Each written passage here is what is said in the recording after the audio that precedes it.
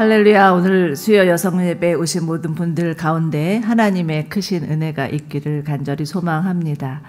저는 수요 예배를 생각하면 한 선교사님의 이야기가 늘 떠오르곤 합니다.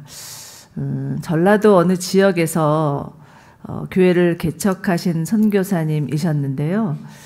이 선교사님이 우리나라에 들어와서 선교를 하시다가 사랑하는 아들이 그만 마을에 돌았던 전염병으로 죽게 된 날이 수요일이었습니다. 아이가 죽었으니까 당연히 교인들은 우리 선교사님이 오늘은 아무리 저녁 예배 수요일 날 있다 할지라도 예배는 못 나오실 것이라고 생각을 했는데 목사님 나오셨어요. 선교사님 나오셔서 말씀을 전하시면서 아무리 우리 아들이 먼저 하나님 나라에 갔다 할지라도 예배는 하나님께 드리는 약속이니까 예배 드려야 한다고 그렇게 오셨다라는 이야기를 들었습니다. 비가 오나 눈이 오나 예배를 우선으로 삼고 오늘 또 이 예배 자리에 나오신 모든 분들 가운데 하나님의 축복이 있기를 기도합니다. 어느새 한 해가 저물어가고 있습니다. 올해는 특별히 우리 교회에 또 교회 이전이라는 큰 일을 주셨는데요. 저는 개인적으로는 사실은 이 시간이 하나님께서 주시는 선물과도 같은 시간입니다. 왜냐하면 제가 사실 작년이 정년 퇴임이었어요. 하나님께서 약간의 시간을 더 주셔서 또 교회에서 사역을 하게 해주셨는데 이곳에 이전을 하게 되면서 많은 사람들이 하나님께 예배하기 위해서 나오시는 것을 보면서 참 많은 기쁨과 감사가 있었습니다. 그러나 사람들이 많이 몰려온다고 해서 무작정 기뻐할 일만은 아니죠. 오히려 하나님께서 우리 교회를 과연 어떻게 사용하기를 원하시는 건가라는 생각을 하게 되고 또 우리는 어떤 교회가 되어야 하나라는 고민이 앞서는 것도 사실입니다. 그렇지만 예수님께서 내가 내 교회를 세우리니 이렇게 말씀해 주셨기 때문에 그래, 교회의 주인은 예수님이지. 예수님께서 당신의 교회를 책임지시고 이끌고 가실 거다라는 그런 믿음을 가지고는 합니다. 그렇지만 예수님의 교회라고 해서 문제가 없는 것은 아니었는 것 같습니다. 요한계시록에 나오는 7교회를 보면 예수님의 칭찬도 있었지만 경고의 말씀도 있었고요. 또 교훈과 약속의 말씀이 있었습니다. 7교회에 주시는 그 예수님의 칭찬과 경고와 교훈과 약속의 말씀을 묵상하면서 많은 생각을 하게 되는데요. 오늘은 특별히 그 7교회 중에서 빌라델피아 교회, 그 빌라델피아 교회를 한번 같이 저희가 살펴보기를 원합니다. 빌라델비아는 지도를 보여주시면 좋겠는데요. 지도에서 보시는 바와 같이 소아시아의 남동쪽 고원에 위치한 도시였습니다. 이 도시는 사실은 다른 소아시아 지역에 비해서는 작고 초라한 도시였지만 동방의 관문이라고 불리우는 그런 도시였습니다. 그리고 이 도시에 세워진 빌라델피아 교회는 서머나 교회와 함께 유일하게 주님의 칭찬을 받았던 교회입니다. 그래서인지 지금도 빌라델비아 교회라는 이름의 교회가 많이 있습니다. 제가 미국에 살았었던 그 버지니아 주에도 빌라델피아 교회가 여럿 있었습니다. 그러나 인간적으로 볼 때 빌라델피아 교회는 그리 선호할 만한 교회는 아니었습니다. 주님의 칭찬을 받을 수 있었던 이유를 그들이 처한 환경에서는 도저히 찾아볼 수가 없었습니다. 빌라델피아 교회는 외적인 상황이 매우 척박한 교회였습니다. 다른 소아시아 지역과 마찬가지로 이방 신전이 있었고요. 또 음란한 이교도 제사들이 있었고요. 또 특히 이 지역에는 이주해온 유대인들이 아주 조직적으로 교회를 핍박하였습니다. 이 지역의 상권을 장악하고는 기독교인이라고 생각되면 그 어떤 일자리도 내어주지 않았고 경제적인 압박을 가했으니 기독교인들은 너무나 힘든 나날을 보낼 수밖에 없었습니다. 게다가 지진이 잦은 지역이었습니다. 지금도 터키에서는 가끔 지진이 일어나죠. 그런 것처럼 지진이 잦은 지역이었기 때문에 늘 불안한 마음을 안고 살아갈 수밖에 없었습니다. 그렇지만 빌라델피아 교회는 이러한 상황 가운데서도 흔들리지 않았습니다. 흔들리지 않는 반석과 같은 믿음으로 교회를 든든히 세워갔습니다. 여러분, 한 교회의 영적인 수준이 어느 정도인지는 어떻게 알 수 있을까요? 또 한 사람이 믿음의 상태는 무엇을 보고 알 수 있을까요? 고난에 반응하는 그 정도를 보면 알 수 있는 것 같습니다. 지능에는 지능 지수가 있는 것처럼 고난에도 고난 지수가 있습니다. 우리 이재훈 위임 목사님은 오늘교회 교육자를 뽑을 때 항상 보시는 게 있는데 그것이 고난 지수라는 말이 있습니다. 살아가는 동안 얼만큼 고난을 당하였는지, 그리고 그 당한 고난을 얼만큼 잘 이겨내었는지, 이걸 보시고 가산점을 주신다는 거예요. 제가 예전에 서빙고에서 사역할 때 함께 사역했던 목사님은요, 원래는 성경을 잘 가르치시던 분이셨는데 나이가 들어서 신학을 하시고 목사님이 되신 분이셨습니다. 그런데 성경 교사 시절에 그 남편이 갑자기 뇌출혈로 쓰러지셔서 10년간 꼼짝 못하고 식물 인간으로 누워만 계셨어야 했습니다. 다 알아듣는데 못 움직이시는 거예요. 그런 상황 가운데에서 그 남편을 돕고 섬기면서 시간을 보냈어야 되는 그 목사님은 마음이 어떠셨을까라는 생각을 하게 되는데, 그럼에도 불구하고 이 목사님은 정말 아무 일 없었다는 듯이 꾸준히 하던 대로 교회 와서 성경을 가르치고 남편을 섬기고 또 남편을 섬기는 간호사를 전도하고 그런 시간을 지내시다가 남편이 그렇게 쓰러져 있는 가운데에 신학교를 가셨어요. 신학교 가셔서 신학을 다 마치시고 목사님이 되시고 지금도 얼바인 미국에 가셔서 사역을 잘 하고 계신 목사님이신데 정말 더욱더 그 고난 가운데 말씀을 가르치시는데 그 말씀을 가르치는 그 명쾌함과 탁월함이 더한 거예요. 그 예전에 고난 당하기 이전보다 더한 그런 은혜가 있었습니다. 그러면서 이 목사님이 하시는 말씀이, 나는 이 고난의 시간을 통해서 내가 얼마나 교만한 사람인지를 이제 알았습니다. 아무짝에도 쓸데없는 특권의식을 가지고 잘난 체하고 지독한 편견을 가지고 사람들을 대하고 또 욕심은 얼마나 많았는지 이제서야 알았습니다. 나는 뼛속까지 죄인인 것을 고백하지 않을 수 없습니다. 내 고난은 그렇기 때문에 유익입니다. 라고 말씀하시는 것이었습니다. 여러분, 우리의 신앙은 환경에 좌우되는 것이 아닙니다. 우리는 더 많은 것을 가지면, 좀 더 편안한 환경이면 하나님을 좀 더 멋지게 섬길 수 있을 텐데 라는 생각을 하지만 그렇지 않습니다. 오히려 믿음과 고난은 비례하는 것 같습니다. 열악한 환경 가운데 믿음이 더 깊어질 수 있는 거죠. 예수님은 이러한 상황 가운데 있는 빌라델피아 교회를 격려하시고 칭찬하시는데 오늘 말씀을 통해서 세 가지를 살펴볼 수가 있겠습니다. 첫째, 빌라델피아 교회는 열려있는 교회였습니다. 8절 전반부를 보시겠습니다. 내가 내 행위를 안다. 보라, 내가 내 앞에 열린 문을 두었으니 아무도 그 문을 닫을 수가 없다. 이렇게 말씀하십니다. 여러분, 예수님은 우리가 하는 행동 하나하나를 일일이 다 알고 계십니다. 사람의 눈은 가릴 수 있어도 하나님의 눈은 가릴 수 없죠. 하나님은 감찰하시는 하나님이십니다. 그런데 이 하나님께서 빌라델피아 교회를 향해서 내가 너에게 열린 문을 두었으니 이렇게 말씀하시는 것입니다. 여러분, 여기서 열린 문이란 말 그대로 오픈도어. 빌라델피아 교회는 오픈도어 처치, 열린문 교회였습니다. 그런데 열린이라는 단어를 들으시면 여러분은 어떤 느낌이 드십니까? 열린이란 단어는 개방감과 함께 우리에게 매우 긍정적인 이미지를 줍니다.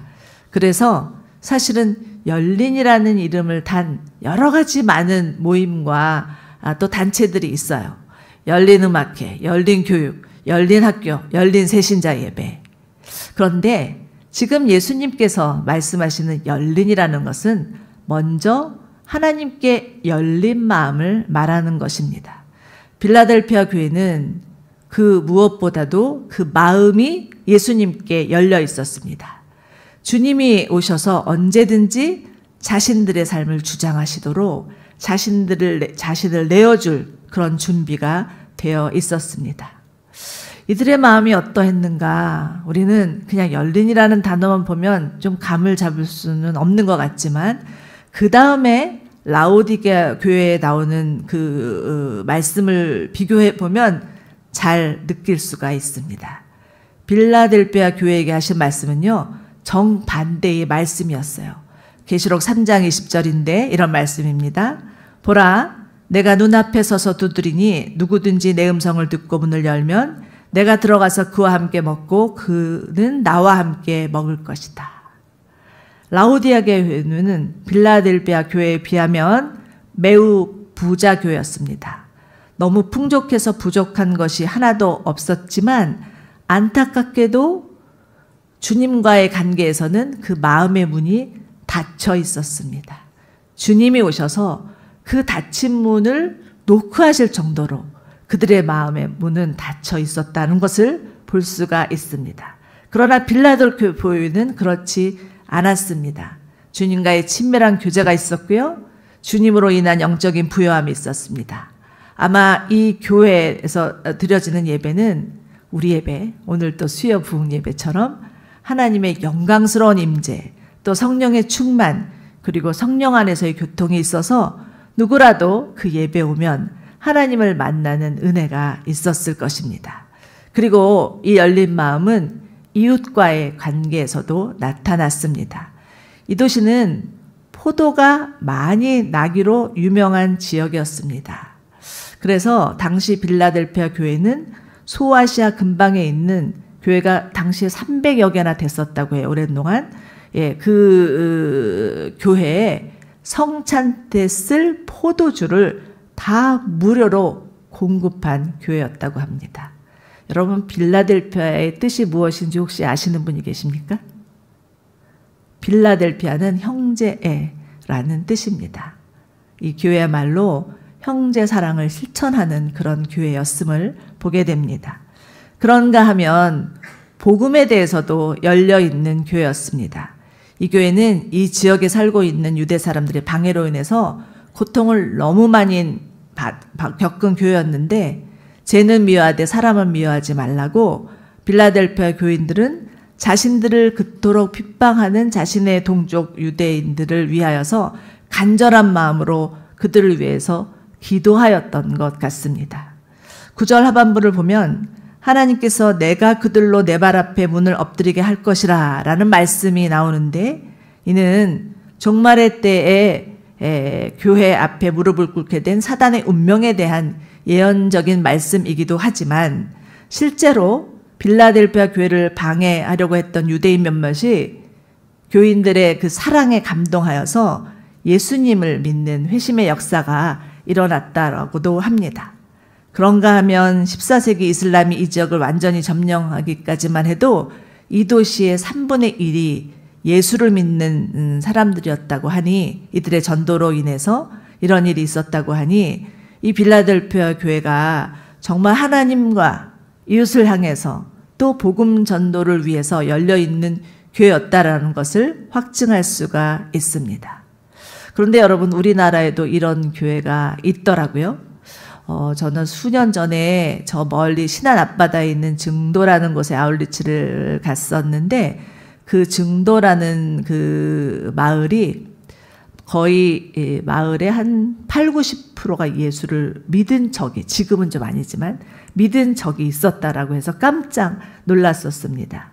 문준경 전도사님이라는 분이 가가호호 섬마을을 다 방문하면서 복음을 전했더니 그렇게 우상 숭배를 하고 그렇게 바다 귀신을 섬기던 그 섬마을 사람들이 다 예수를 믿고 함께 주일마다 예배 가고 정말 사람들에게 복음을 전하는 그런 일이 있었더라고 합니다. 지금은 이제 다리도 낮이고 또 그곳에 살고 있던 또 성도들이 다 도시로 빠져나가면서 외부에 있는 사람이 들어오면서 그런 퍼센테이지는 나오지 않지만 지금도 가면 그곳은 교회가 많고요. 또 사람들이 너무 온화하고요. 정말 그곳에서 얼마나 하나님을 향한 예배가 살아 있었는지를 피부로 느껴지는 것 같은 그런 곳이 증도였습니다. 바라기는 우리 남양주 온누리교회도 언제나 하나님께 마음이 열려 있어서 하나님이 사용하시기에 편한 교회가 되기를 소망합니다. 우리의 생각이나 편견이나 계획을 내려놓고 하나님이 쓰신다 하면 언제든지 주님 제가 여기 있습니다 라고 고백할 수 있는 그런 교회가 되기를 원합니다. 그리고 주변의 이웃들에게 언제든지 손을 내밀 수 있는 교회 되기를 원합니다. 우리 교회 이렇게 아름답게 지어졌는데 여러분 우리 교회 컨셉이 무엇인지 아십니까? 열린 공간. 누구든지 와서 누구든지 예배하고 언제라도 교제하는 그런 열린 공간이라는 컨셉 아니겠습니까? 그러나 이 건물의 컨셉만 그럴 것이 아니라 정말 우리 교회 교인들 한 사람 한 사람이 하나님과 이웃과 복음 전도에 마음이 열려 있어서 우리 남양주 온누리교회를 통하여서 정말 하나님의 선하신 뜻이 이루어지기를 간절히 소망합니다. 자, 두 번째는 빌라델피아 교회는 약하지만 강한 교회였습니다. 8절 후반부를 보실까요? 이는 내가 힘이 약한 가운데 내 말을 지키고 내 이름을 부인하지 않았기 때문이다. 빌라델피아 교회는 겉으로 보기에는 가난하고 미약하고 주변에서 들려오는 거대한 악의 세력을 대처할 만한 능력이 없는 것처럼 보였지만 그 내면이 강한 교회였습니다. 가난하면 가난할수록, 연약하면 연약할수록 더욱 하나님을 의지하고 하나님의 말씀이 생명줄임을 굳게 믿었습니다. 그로 인해서 하나님과의 관계는 더 가까워질 수 있었고 그 믿음의 뿌리는 더 단단해졌고 어떤 고난이 온다 할지라도 이겨낼 수 있는 영적인 내성이 있는 교회였습니다. 그러므로 우리는 빌라델피아 교회를 묵상하면서 우리의 생각을 새롭게 하여야 할 필요가 있겠습니다. 우리도 말로는 내면이 중요하다고 이야기하는 것 같아요. 우리도 말로는 우리의 약함이 결코 우리의 약점이 될 수 없다고 말하는 것 같아요. 그렇지만 실제로는 삶의 현장이나 사역의 현장에서 여전히 눈에 보이는 능력, 크기에 집중하고 자신의 약함 때문에 할 수 없다고 스스로 포기하는 경우가 너무나 많습니다. 그러나 여러분, 하나님은 교회의 크기나 교회가 가지고 있는 인력이나 또 자산보다 또 우리 개인의 능력보다 얼마나 신실하게 주님을 섬기는지에 대해서 더 관심을 가지고 계십니다. 비록 남들보다 연약하고 남들보다 배우지 못했고 가진 것이 없어도 신실하게 주님을 바라보며 끝까지 주님을 섬기는 자를 사랑하실 뿐만 아니라 그러한 자를 사용하십니다. 사도 바울은 고린도후서 12장 9절에서 이렇게 말합니다. 그러나 그분은 내게 말씀하셨습니다. 내 은혜가 내게 족하다. 왜냐하면 능력이 약한 데서 온전해지기 때문이다. 그러므로 나는 내 약한 것에 대해서 크게 기뻐하며 자랑할 것입니다. 이는 그리스도의 능력이 내게 머물게 하기 위함입니다. 아멘.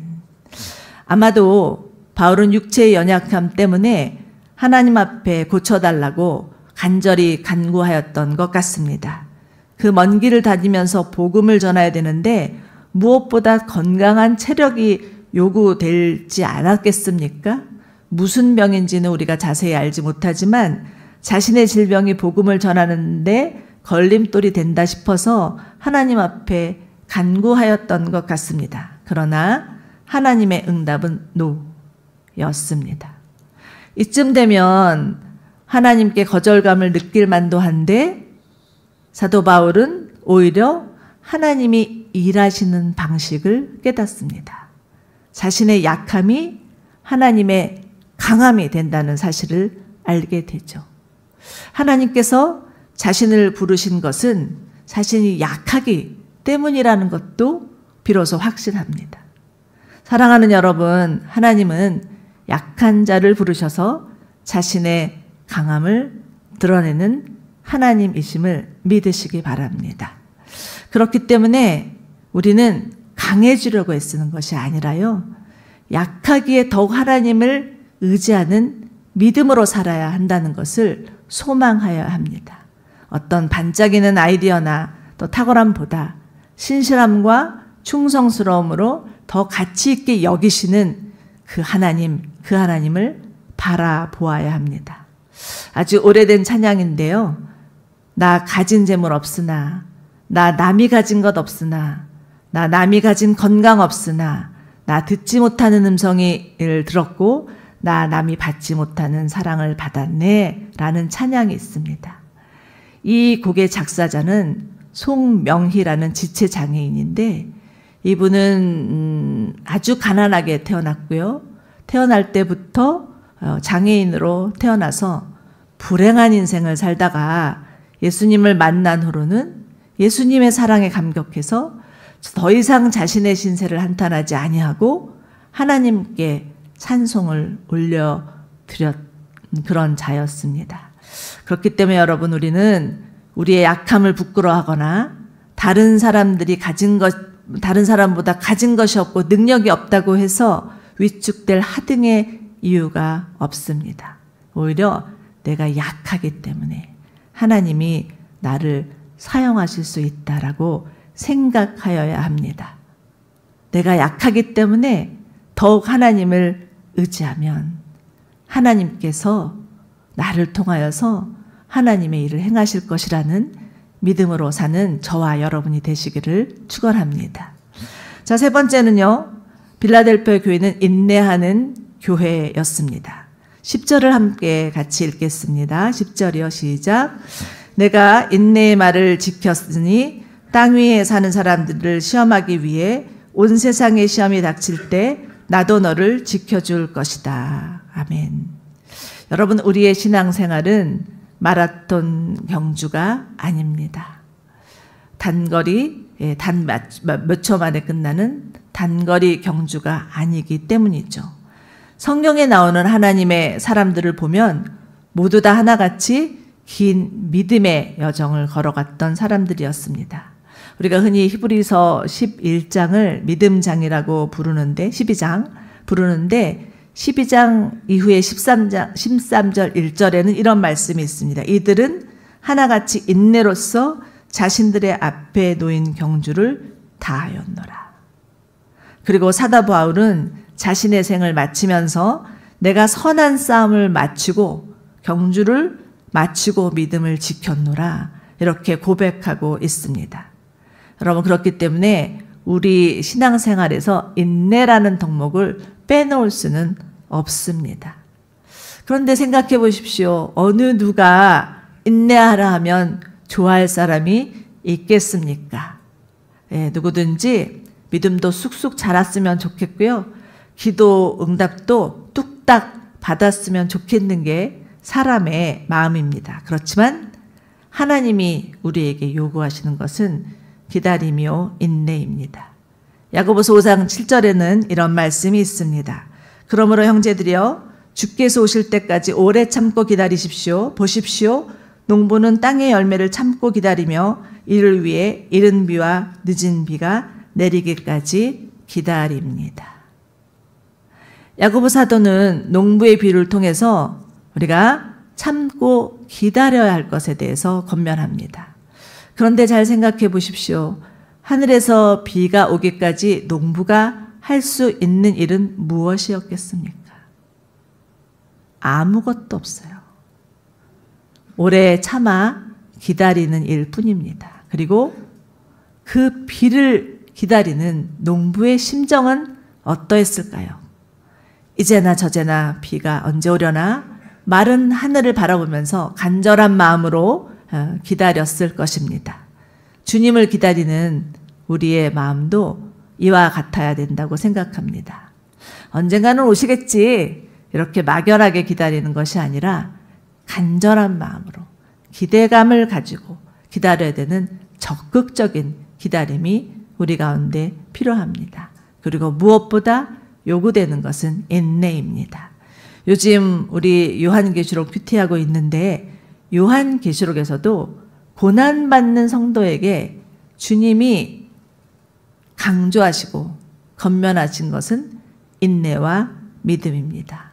영적 승리의 비결은 인내에 있고 믿음에 있다라는 것을 계속해서 말씀하고 계시죠. 그리고 끝까지 주님의 말씀을 붙들고 인내하는 자는 지켜주실 것이라는 약속을 하십니다. 하나님이 우리 홀로 어디 한번 해봐 이렇게 던져놓고 보시면서 방치하시는 분이 아니라는 말씀입니다.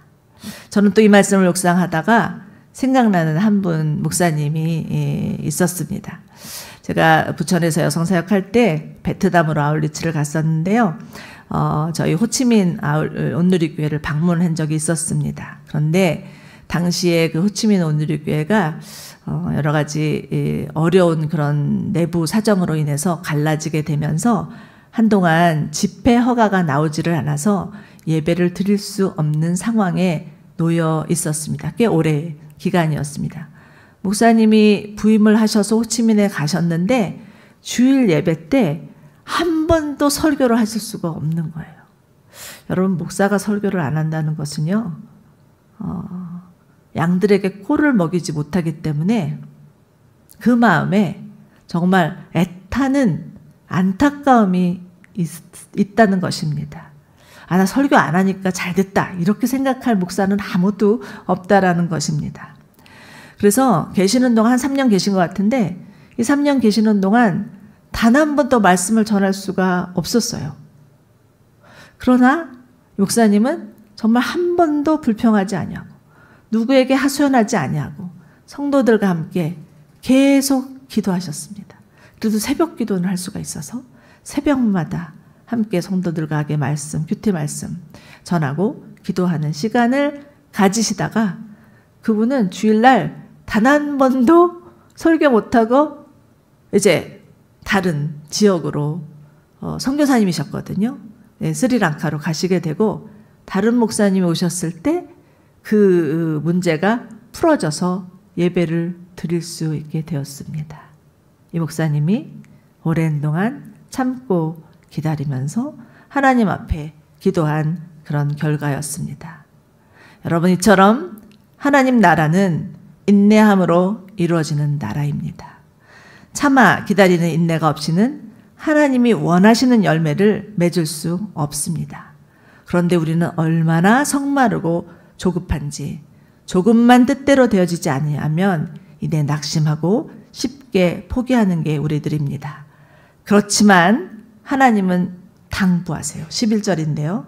내가 속히 오리니 내가 가진 것을 굳게 잡아 아무도 내 면류관을 빼앗지 못하게 하여라. 이렇게 당부하십니다. 여러분, 최후의 승리는 마지막 결승점까지 포기하지 않고 달려가는 자에게 주어진다는 사실을 꼭 마음에 새기시기 바랍니다. 최후의 승자에게 쓰여질 면류관이 바로 저와 여러분의 것이 되었으면 좋겠습니다. 자, 사랑하는 여러분, 우리는 지금 말세지말의 세상을 살고 있다라는 생각을 날이 갈수록 더 하게 되는 것 같습니다. 점점 세상은 혼란스럽고 언제 무너질지 알 수 없는 그런 모래 위에 쌓은 성과 같다라는 생각이 들어서 우리의 마음을 불안하게도 하고 초조하게도 하고 염려케도 합니다. 빌라델피아와 같은 고난은 아닐지라도 우리는 또 다른 형태의 고난을 겪고 있고 그 고난이 곳곳에 도사리고 있는 것 같습니다. 그렇지만 하나님은 우리에게 분명히 말씀하십니다. 누가 말씀하시냐? 오늘 본문을 보면 그 7절에는요 이렇게 말씀하세요. 거룩하고 참되니 다윗의 열쇠를 가지니 곧 열면 닫을 사람이 없고 닫으면 열 사람이 없느니 그가 이렇게 말씀하신다 라고 되어 있고요. 오늘 또 본문의 마지막 구절을 보면 성령이 귀 있는 자에게 하는 말씀을 들을지어다 라고 하시는 거예요. 누가 말씀하세요? 예수님이 말씀하시고 성령님이 말씀하십니다. 누구에게요? 교회에게 말씀하십니다. 누구에게요? 지금 이 자리에 있는 저와 여러분에게 말씀하십니다. 무엇을 말씀하세요? 빌립보 교회처럼 가난하고 힘이 없고 연약한 교회였지만 그럼에도 불구하고 참아 기다리면, 그럼에도 불구하고 인내하면, 그럼에도 불구하고 하나님을 향해서, 이웃을 향해서, 또 복음 전도를 향해서 열려 있으면 하나님께서 너희를 지켜주실 것이다 라고 말씀해 주십니다. 자, 이제 마지막 12절은요 하나님께서 빌라델비아 교회에 주시는 약속의 말씀입니다. 함께 읽겠습니다. 시작. 이기는 사람은 내가 내 하나님의 성전에 기둥으로 삼을 것이니 그가 결코 다시는 성전을 떠나지 않을 것이며 내가 내 하나님의 이름과 내 하나님의 도성 곧 하늘에서 내 하나님께로 내려오는 새 예루살렘의 이름과 내 새 이름을 그 사람 위에 기록할 것이다. 아멘. 이것이 바로 예수님께서 교회에게 주시는 약속의 말씀이고 빌라델비아 교회뿐만 아니라 우리 교회에게도, 지금 이 땅의 교회에게도, 열방의 교회에게도 주시는 말씀이라 생각합니다. 세상의 거대한 조직 또 현란한 문화에 비하면 교회는 비교해서 좀 초라하고 연약한 것 같아요. 힘이 없는 것 같아요. 그렇지만 우리의 약함이 하나님의 강함이 되신다는 사실을 잊지 아니하고 주님을 끝까지 신뢰하며 인내하며 주님을 바라본다면 반드시 승리케 하실 주님을 기억하시기 바랍니다. 약속의 말씀은 무엇입니까? 이기는 자에게는 성전의 기둥이 되게 할 것이다. 정말 약하다고 생각해서 언제 어떻게 쓰러질지 모른다고 생각했던 교회였습니다. 그러나 하나님은 빌라델비아 교회를 향해서 너희는 성전의 기둥이 될 것이다. 기둥과 같은 교회가 될 것이다. 이렇게 약속해 주십니다. 이 약속이 우리 가운데도 유효한 줄로 믿습니다. 내가 약하기 때문에 주저앉는 것이 아니라, 내가 약하기 때문에 무너지는 것이 아니라 오히려 약할 때 강함 되어 주시는 하나님, 그 하나님을 바라보면서 주님을 향해서 달려갈 수 있는 저와 여러분이 되시기를 바랍니다.